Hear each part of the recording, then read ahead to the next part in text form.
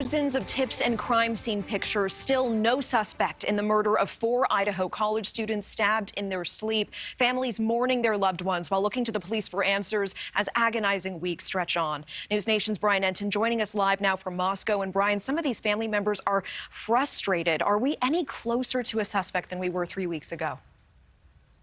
Unfortunately, not that we know of, Natasha. The latest we have heard from police is that there is still no known suspect and not even any persons of interest. The prosecutor told me this week they don't have any video of a suspect on camera, and they're still soliciting tips from the public now 3 weeks after the murders in the house behind me. You can see this is still a crime scene tape. The police department here has hired private security to keep an eye on the house at all times as the victims' families grow frustrated. I spoke with Kaylee Goncalves' family, her mom and dad and sister, who say they're just growing impatient and they want more information from the police.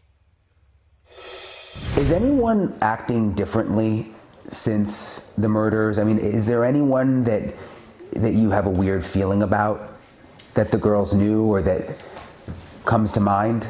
Yeah, I would say not in the immediate circle by any means, but a few of the names that have been circulating around, I think it's hard not to kind of, dig into this. And I don't know how much of that is just because we have so little information from law enforcement and how much of it really is, a sister or a father's intuition.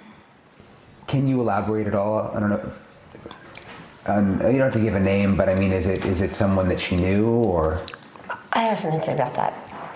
I just feel like there's been a couple individuals that were cleared very fast. That may not, maybe he shouldn't have been. And yeah. She had the strong alibi. Just really fast. If you can dismiss. An hour later, and we're like, what? And I don't know. I don't know anything about those individuals. I just know they were people that, definitely should have been looked at. And yeah. I don't know what would prevent you from sharing somebody's alibi. Yeah, I think that's what we're struggling with. So it's like, we know what we know. We've, fought for Jack, Kaylee's boyfriend, and, we still stand that way. So I did just kind of want to clear that up while we're talking through this ambiguity that, that's not what we're honing in on here. We don't want to make more victims out of innocent people. Exactly. We definitely don't want to do that.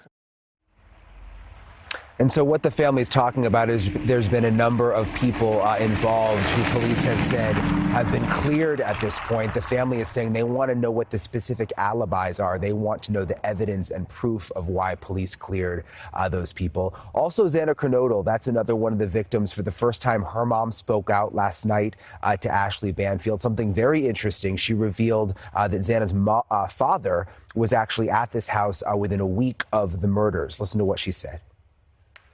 Her father mentioned to me that he had just went and replaced the lock the weekend before.